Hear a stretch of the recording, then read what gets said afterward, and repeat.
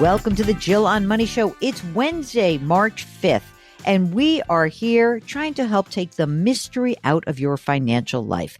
Now, one of the big mysteries of your financial life may be the question about tax planning. We're right in the heat of tax season.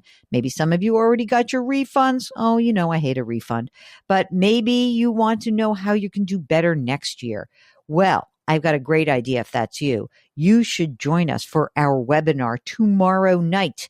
Tomorrow, Thursday, March 6th, 7 Eastern Time, we have a live webinar with none other than the amazing Ed Slott. He is a CPA, he is an IRA and a Roth IRA expert, and he will be joining us live tomorrow night, but only if you are a subscriber to Jill on Money Live. You know, that's the service where for $45 for the next 12 months, you have access to not just the Ed live webinar, but 3 more after that, bonus audio and video content, the entire back catalog, $45 for the next 12 months. It's a great deal. I hope you join us. I'm so looking forward to it. And, you know, I always learn something from Ed Slott. It's great. Okay. Also, just want to remind you that we have a second podcast. It is called Money Watch. And the Money Watch podcast is what Mark says is the Money Watch is for the Henrys, the high earner, not rich yet folks. All right. It's not necessarily. It's really for anyone who needs to go back to basics on their financial acumen, right? That you really want to figure out, well, how am I going to control my financial life if I really don't understand everything from, you know, the details of debt management and how to manage my taxes better and retirement planning basics, all of these things.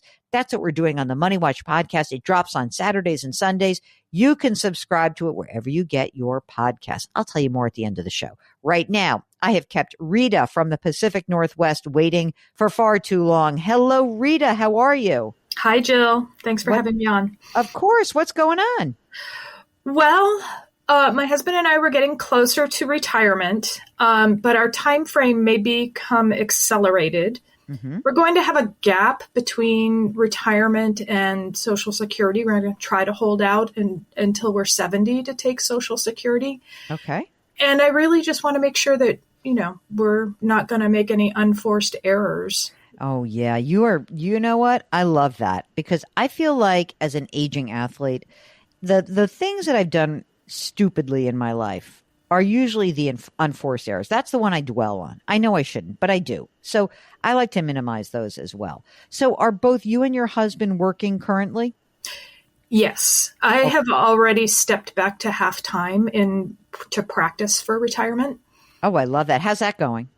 It's been going really well. I was able to stay with my current employer and just restructure my position. They've been very supportive. I'm on my husband's health insurance, mm-hmm. but they still, my employer still contributes a small amount each month to my retirement. Oh, nice. So how much do you earn in your half-time role? About 34. Okay. And your husband's working full-time still? Yes. Okay. And how much does he earn? $195. Okay. And how old are you guys? I'm going to be 59 in April, and he's going to be 61 in June. Okay. So it's getting to be that time-ish, right? And do you guys have kids? No kids. We have cattle dogs. Wait. You just used a cattle dogs. Tell me more about that. They're Australian cattle dogs. Uh-huh. Sometimes they're called healers.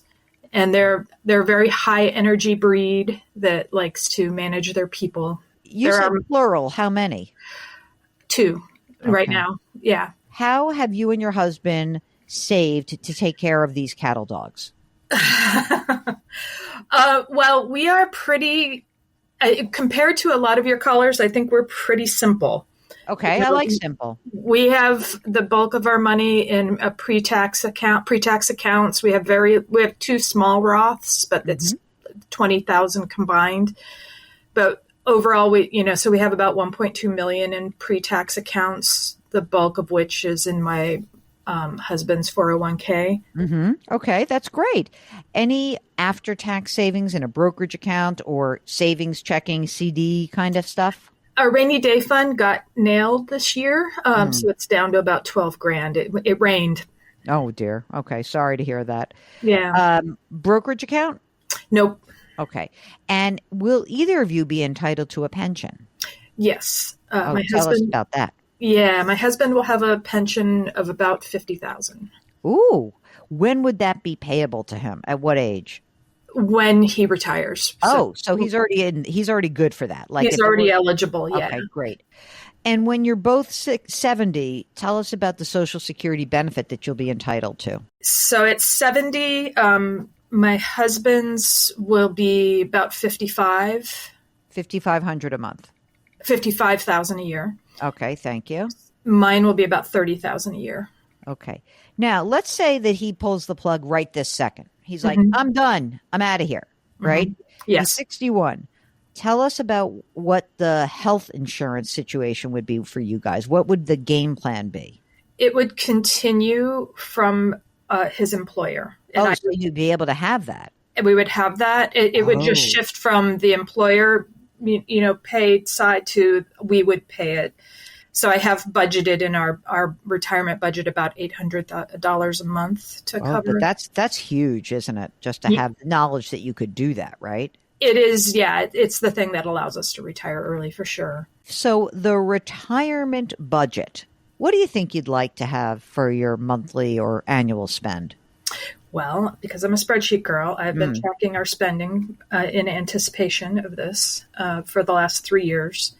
And this includes all of our travel, big purchases, emergencies that have come up. We're spending about $9,500 a month, Okay. but we can trim back. No, why are we trimming back? I was going to do 10 grand a month because as someone just accused me of, I like to round up. I do like to round up. So let's just say 10 grand a month. Okay. Yeah. All right. Now, what we know from the beginning here is that of that 10 grand a month or $120,000 a year, we know that your husband's pension will lop off 50 grand of that, right? Right. Okay. Now, would you continue to work part-time? That is my plan. But I would also like to know how important it is that I do so to the health of our overall plan. Okay.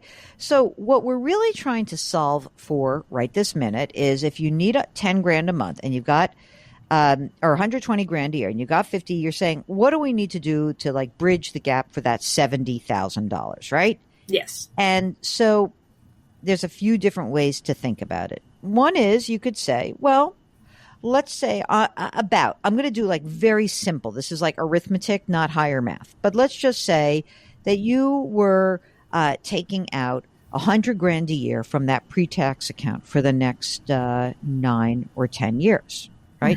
Right. 100, just take 100 grand out. You'll deplete it. So it's got a couple 100,000 in it, not much more. You take that money out, you pay the tax, you live on it, and you're done. And then by the time you claim Social Security, what we know is that that pension that he receives, does that have a cost of living adjustment? Yes. Okay, so that COLA kicks in and your Social Security kicks in. And then by the time you're 70, you've got the pension and you've got 2 Social Security checks and you have the money you need, basically. You're Correct. good. Yeah. The question I have, when you say how important is that $34,000, it's not vital, but what it will require is that you have a real shift in your expectations because right now you guys are used to seeing a, $1.2 million pre-tax total. I ask you, how are you going to feel as that gets dwindled down every year? I will be a little bit more freaked out about it than my husband. Already I like your husband. He's like, let's go. It's our money. The dogs will be fine. But we balance each other because I'm the child of Depression era parents, and he is not. He is the child of the next generation. Let's live until we die. And throw caution to the wind. Okay, throw caution to the wind, and so I think we balance each other well. So how about this? Can I maybe slide in with a little bit of a middle ground? Mm-hmm. You're working half-time at 34,000. Do you have the ability to pull back a little bit more and work some, but not a ton? Yeah. So maybe what you do is at least in the beginning, let's just say he's done. Maybe you just kick in like 25 grand in a year for your work, your part-time work. And then you're going to have to pull out less money from that pre-tax account every year. And then you've got a little bit of a buffer. And then I think you can probably see how just that little bit, that couple $1,000 a month coming in might give you maybe a little bit more security. Maybe you'll just be like, okay, yeah, we're pulling money out, but instead of pulling 100 grand out a year, we're going to pull out 90, 85. And you might just emotionally feel better about that. Maybe you do that for a year. Maybe you do it for 2 years. Maybe you can work even part-time after that. Maybe your husband's like, hey, I'll work part-time too. It gives you some time. Like you've already done this really cool thing, which is you went to sort of practice retirement by moving to half-time. And you could see how going from your full-time salary to zero might have really freaked you out. But now you're at the half-time. Maybe you go quarter-time. And maybe that'll just work out really well for you. At the other end, just in terms of while your husband is still working full-time, what's he putting away into his retirement plan?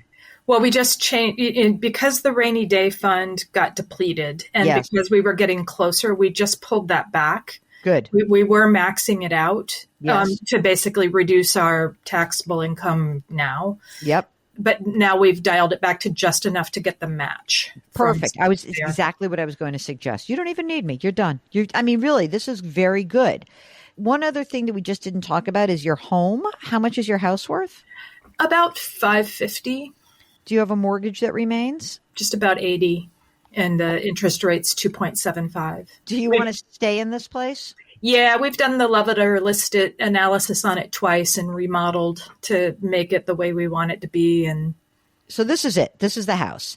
And so when that mortgage is done, obviously you're not paying a lot on the mortgage. Did you factor that in with your retirement budget that the mortgage would be gone? Yeah, it'll be gone in 2029. Oh, so all right. Perfect. We pay about the collective payments on it is about $19,000 a year until then. So I've got that factored into our deaccumulation plan.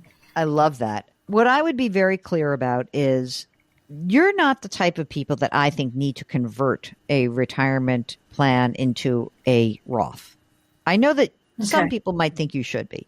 I think you should just pull the money out that you need. I think that you're going to be basically depleting this account over the next 10 or 12 years anyway. That was a good question, is whether or not we needed Roths. No, I don't think so. I really don't. I think that because I think in your situation, it's not like you will be facing humongous required minimum distributions, and you'll be able to methodically control your tax liability by taking out the amount of money you need each year. Mm-hmm. But you're not going to be popping up into a huge tax bracket. The pension is a nice chunk of money, and your half-time or quarter-time income is a nice chunk of money. And then if you pull money on top of that, you're going to stay in the same, you're probably in 22, maybe 24, but probably 22. We're up to 24. Yeah, but I was planning to withdraw and keep us in 22. Yeah, I think that that's fine. Also, don't go crazy. If you had to be in 24, it's okay. You see how I did that? Like breathy? It's okay. You'd be fine. But you'll probably be in 22 mostly. I think you guys are in good shape. I think that it's very good. As somebody who comes from a world of media where there's so much uncertainty, it's like, I know there's a lot of people, they're like, oh, I'm in a great business. I'm in a great place. I was just with a bunch of bankers recently, and they're like, yeah, sky's the limit. We're rocking and rolling. I always think you never know. So even if you thought you had the most secure job in the world, what I think it's good to do is just to contemplate, hey, if something were to happen, or we want to actually move the retirement age up, could we do it? And I think the answer is, Rita, you guys can do it. You guys are on your way. I'm excited for you. Make sure you've got your estate documents done, especially if there's some like employee benefit where you can do that. Yep. Get everything tidied up. And enjoy yourselves. You've worked really hard and you've done a fantastic job. So good for you. Anything else that we can do for you now? No, you've hit all of my questions. Thank you, Jill. I appreciate your time. Oh, we are so happy. Hey, Mark, this is I feel like I have been a bit of a dream maker lately, but it's not me making the dreams. come true. It is you all who do such an amazing job. You Jillionaires, you're the best. I want to thank everybody who does come on the air with us. It's so much fun. It's the best part of my week. Mark, in fact, as before we came on the air today, I was in a grouchy mood about something at work. And he's like, just do the thing you love to do. Talk to our listeners. And you can't imagine how wonderful it is for us to be able to do this. It is quite the privilege. So we thank you very much. If you've got a financial question, go to JillOnMoney.com, click the Contact Us button, write us a note. Let us know if you want to join us on the air live by checking the box. Don't forget to sign up for the free weekly newsletter. It comes out every single Friday. You can subscribe to us here at the Jill on Money Show and also at our sister podcast, Money Watch, on the Odyssey app or wherever you find your favorite podcasts. We ask that you put your hands metaphorically on someone's back. You know, just like someone needs kind of like a virtual hug or a real hug. Someone needs you. So go ahead and do that. Change your work, change your wealth, change your life. Thank you for listening, and we'll talk to you tomorrow.